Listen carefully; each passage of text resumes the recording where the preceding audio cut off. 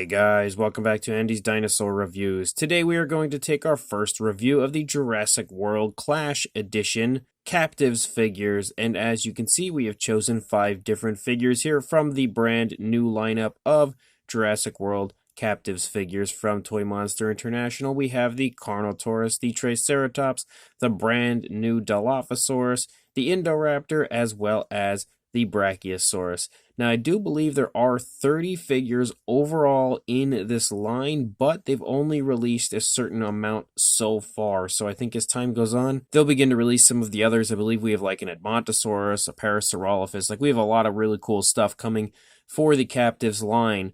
But again, we're basically looking at the beginning of the Clash Edition line here with the first few figures. And again, some really cool figures. 4 of the 5 that you see here are repainted figures of previous editions, as every one of these figures have been released in previous editions with alternate paint schemes, except for the Dilophosaurus. The Dilophosaurus is completely new, a species we did not have in the line prior. So, without further ado, let's jump to a closer look right now. Now, for some of these, again, we don't really need to take a look at the sculpts as we've done that in the past. We basically need to look at what's different between the new ones and the older ones.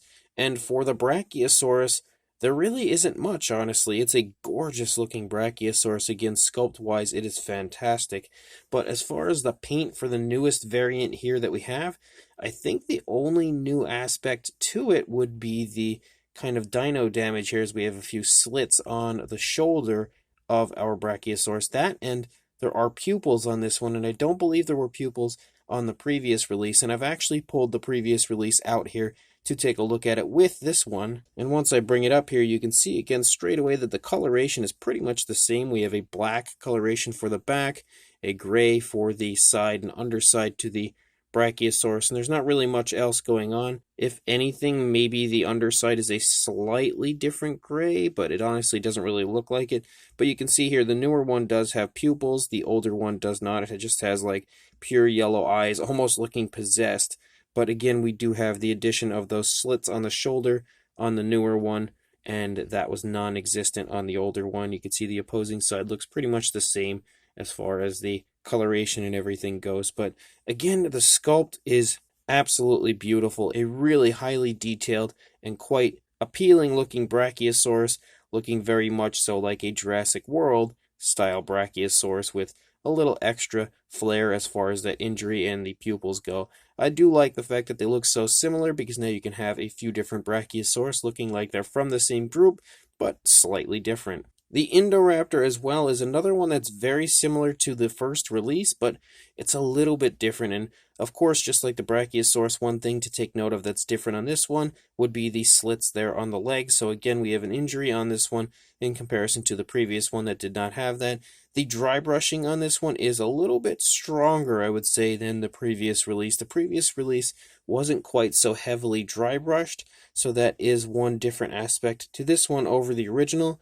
And there was also kind of like an area of brown up here near the top. So I'll bring that one in now again to show you the difference between the initial release and then this newest one. So there, I think it's pretty plain and obvious that, again, the dry brushing is much stronger on the newer one. It was a little more subtle on the older one, and you can also see again that there was a lack of an injury there on the leg on the older one, whereas it is very clear that there is an injury on the newer one. You can also see that we do have that variation of brown again that runs along the back of the older one. We don't have that on the newer one, and actually there are pupils on the newer one which we did not have on the older one.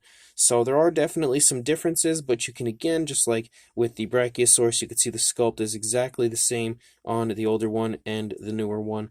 But honestly, they both look really cool. I think I might be a little bit partial to the original, but definitely a really nicely sculpted Indoraptor. Probably one of my favorite Indoraptor sculpts that I think I have in my collection, which at this point I do have quite a few, but that is a really nice looking version from the Captivz line. And then the next one is the Triceratops, and pretty much following in the same scheme of things, a very similar Triceratops to the previous edition. Again, these are all figures that we've had prior, so the sculpts are the same, just some slightly different paint apps. In this one, yet again, we see injuries up here. We see some slits across the frill, and quite a bit of different variations of greens. I will say that the actual sculpt and paint of this Triceratops is definitely one of my favorites from the entire Captivz line. I feel like the paint is very realistic and natural looking on the dinosaur. It's beautifully applied, and also the sculpt is pretty much exactly like I like to see when it comes to a Jurassic World style Triceratops. So they pretty much nailed it in every aspect of this one. Of course, the Triceratops in Jurassic World aren't really colored with a green, but as far as a Triceratops goes, I feel like the coloration looks really natural and looks good on the figure. Again, not exactly what you would see in the films or the show, unless maybe there might have been a green one in Camp Cretaceous. I'm really not positive on that, but again, it's a beautiful looking Triceratops. And if we bring in the previous one, you can see that there is definitely some difference between the two. We have a darker variation of green for the newer one as opposed to a lighter green for the older one. So they, again, just like with the Brachiosaurus, like they look like they belong as far as like the coloration goes. They're so similar. They look like they would be a group together, but they do have their own individuality and they do look a little bit different. And at least this one does have a little bit more difference than the Brachiosaurus did, because this one again has entirely different tones of green used for the body, and you can see, of course, we don't have that injury up there. The horns and the coloration of the beak and everything look to be the same. The inside of the mouth actually on the older one is more of a red, if you can see it right there, whereas we have a pink for the newer one, so there's another area of difference. And the eyes do have the same color, just a black, no pupils or anything, which I think looks really quite nice and works well. Again, the coloration seems to be, again, just different variations of green, but very similar looking throughout the course of both figures. And another really nice figure. I absolutely love this Triceratops. And then the other figure here that was previously released as far as the sculpts go is the Carnotaurus. And I absolutely love this Carnotaurus figure, but I feel like this one looks so much nicer than the previous one does because the eyes are much nicer as far as the paintwork goes. If we take a look at the older one, we bring the older one in, you can see the eyes were bigger and they were a little wonky looking, whereas the eyes of the newer one are a lot more precise and nicely sized and, again, placed a lot better. So it really helps to add a much more appealing look to the Carnotaurus, and I feel like it really makes the entire sculpt just genuinely look of a higher quality just because the eyes are painted nicer. It's crazy how it works that way, but in my opinion it does. But again, as far as this one goes, we primarily have a dark green with kind of like this creamy type of a color, almost sort of bordering on like an off-white or a peach somewhat, that runs, it's really actually quite abundant throughout the top of the figure. You can see a few stripes up here in the head, and then it just kind of goes everywhere here along the back of the dinosaur, but then starts to become more of a striping as we lead out into the tail, and then we again have that green coloration, and then we have a brown for the underside, which all of it is very nicely applied, and you can see that brown actually runs the entire course of the tail, which, again, having paint out onto the tails of the figures is something we don't always see in the Jurassic line, but when it comes to the Captivz figures, it seems that more often we do than when we don't, and that's because the Captivz line always goes above and beyond to give you the absolute most beautiful minifigures for the Jurassic line, and you can see that we actually do have the wound here painted on this side. As far as that Toro type wound, we do have it painted with that same coloration that runs along the top here of the dinosaur. Yet again, you can see the eyes painted beautifully over here. The tongue and the inside of the mouth looks really nice, beautiful fleshy coloration in there with a nice light pink, and then the teeth as well look really good. The nails don't have any type of paint on them specifically, but again, it looks really good as far as the paintwork goes otherwise, and is definitely my favorite of the two Carnotaurus when it comes to these Toymonster International releases. You can see that the older one, of course, has a very different appearance as far as it being more of a brown with some dark black or dark brown spots and stuff, really showing off more of a Toro type of a look as far as the coloration goes, but the greenish one, in my opinion, is just the more superior of the two, almost a Lost World style Carnotaurus because they were green in the book. So actually really cool as far as that goes, but both honestly are great figures, but I do like this one a little bit better. And then the final one is the brand new Dilophosaurus, and you can see that the Dilophosaurus absolutely has a Jurassic Park look to it as far as the coloration goes. The greenish tones at the very least, and then the, way that the frill itself is painted, very Jurassic Parkish. And you can see that, again, the sculpt is really quite nicely done. We have some pretty nice looking detail here in the head sculpt of the Dilophosaurus. It's painted with a green, given a yellowish kind of a dry brushing.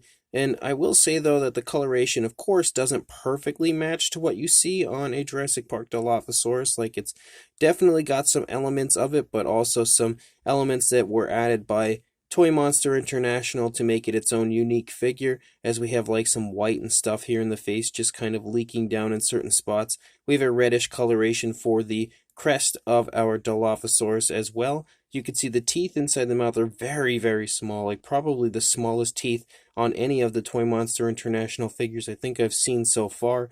We have some coloration for the inside of the mouth with a light pink. You can see the tongue is included right there as well. And the frill itself sports some variations of greens and then kind of a lighter yellow that's been dry brushed over, as well as some red designs. Again, pretty reminiscent of the Jurassic Park Dilophosaurus. Very cool image of it there to see it from the front with the frill completely extended.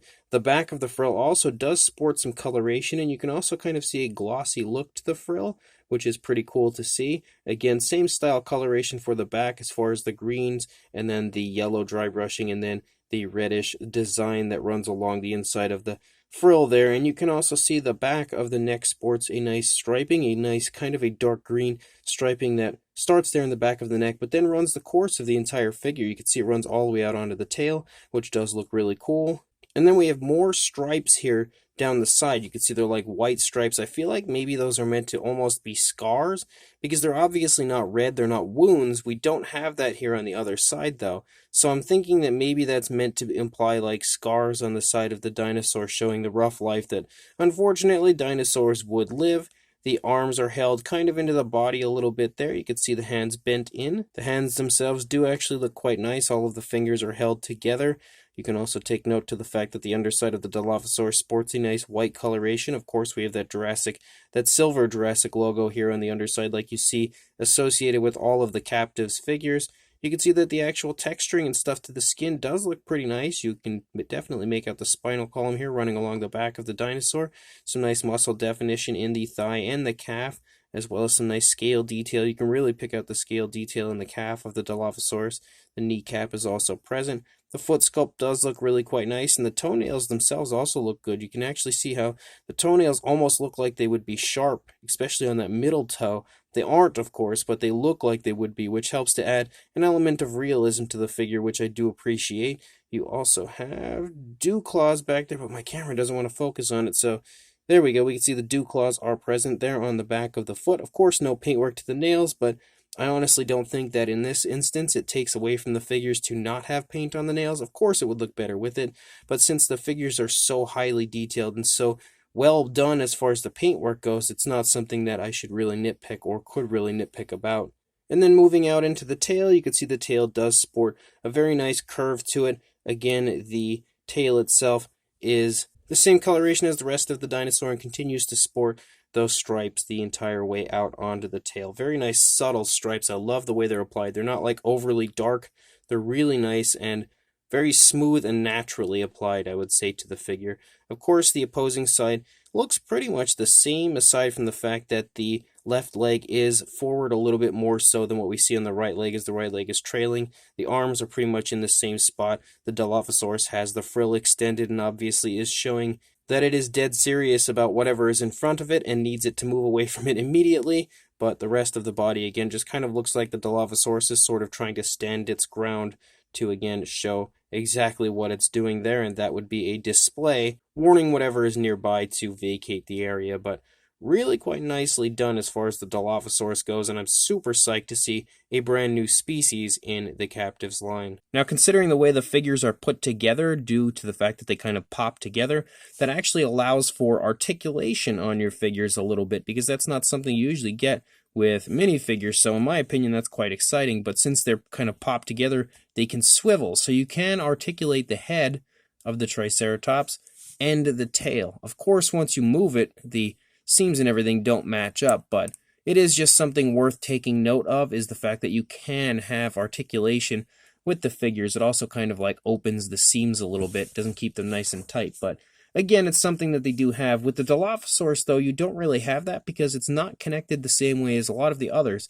Whereas when you pull the head off, you can see it's more of like a peg that attaches to the Dilophosaurus. You can swivel the tail, but the head itself you cannot. So that has probably some of the lesser amounts of articulation when it comes to these Captivz figures. The Brachiosaurus, same deal in the neck and the tail, and that's pretty much the gist of it for most of them as far as the articulation goes. The Carnotaurus would be another one that has a little bit less articulation because the head's already connected when you get it. You do have articulation in the tail, but that's really about it. Again, it's a swivel, so it can swivel the entire way around, but with the Dilophosaurus and the Carnotaurus, you have a little bit less articulation than your average Captivz figure. Now, they just fell over because I moved the thing.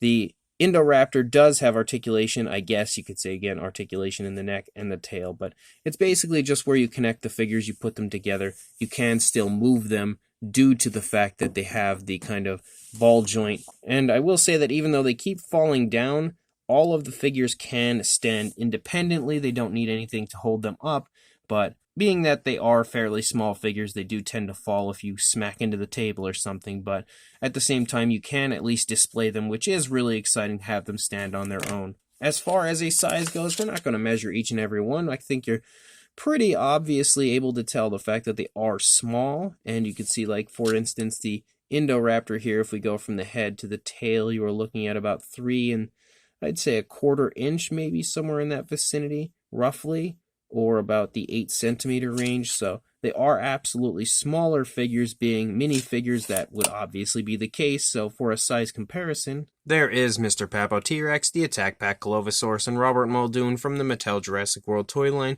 in comparison to the Captivz Jurassic World Clash Edition minis, and you can without question see, I think, at this point that they are very small. Of course, they match up to the same size as all of the previous Captivz figures, so if you have any already, you'll easily be able to tell what the sizes of these ones are, but if you do not, hopefully these figures here will help to show you the size. So these brand new Clash Edition Captivz Jurassic World figures from Toymonster International are still awesome. No surprise there, the Captivz line continues to impress me, and we have 5 brand new figures here that we have just taken a look at, and each and every one of them, in my opinion, are all awesome.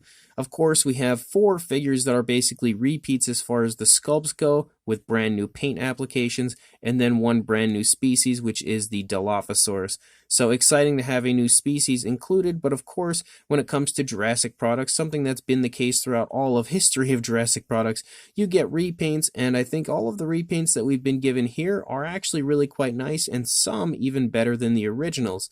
I think the Indoraptor does look pretty good. I feel like the dry brushing is a little heavy on the figure, but it was a way for them to differentiate this one a little bit compared to the previous one, so I can appreciate the fact that they did try to make it a little different, and that definitely worked when it came to the overall appearance to this one compared to previous releases, but still a really gorgeous sculpt as far as the Indoraptor goes.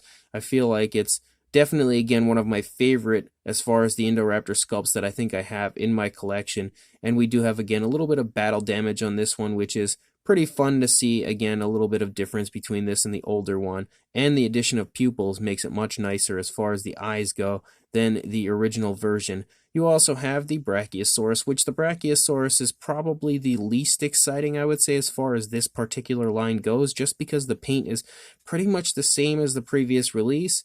But we do have the battle damage there on the shoulder area, and we do have pupils on the eye, so in a way I think this one's probably superior to the previous release, and definitely looks a little bit nicer. Again, adding pupils just can make a world of difference as far as the appeal factor of a figure goes, and I feel like that's a prime example of that. The Triceratops is incredibly awesome. Definitely my favorite, I would say, out of all of these figures right here as far as the sculpt and paint goes, because I feel like it just looks so good. Like, it looks like a really high quality model shrunken down into a very small size. And that is very impressive when you can release a minifigure with that kind of quality. Really gorgeous looking as far as the sculpt goes, but the paint as well, as the way they've painted it with so many different tones of greens and given it like some dark washes and stuff, it just looks exceptionally well done if you ask me. The Dilophosaurus, again, being the new one as far as the sculpt goes, does look really cool. It doesn't quite perfectly match up to what you see on a Jurassic Park Dilophosaurus, but considering it's a minifigure, again,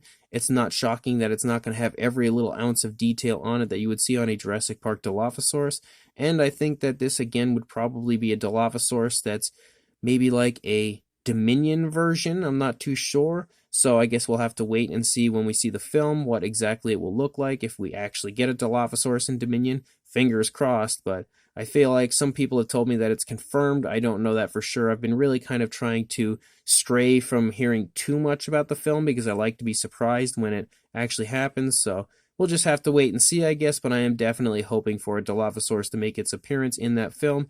And this one, again, does look really cool. I feel like the paint looks very much so like a Jurassic Park Dilophosaurus, but with elements of Toymonster International kind of adding their own touch with a little bit of difference. Definitely a fun Dilophosaurus, and very exciting to have one now in the Captivz line. And the Carnotaurus is easily my favorite out of the Carnotaurus that we've had from Toymonster so far, with the Toro version and now this version. I feel like this one is a much nicer version than the Toro one. The eyes look a million times better, and overall the paint scheme, in my opinion, is really quite appealing, and another very fun Carnotaurus from the Captivz line.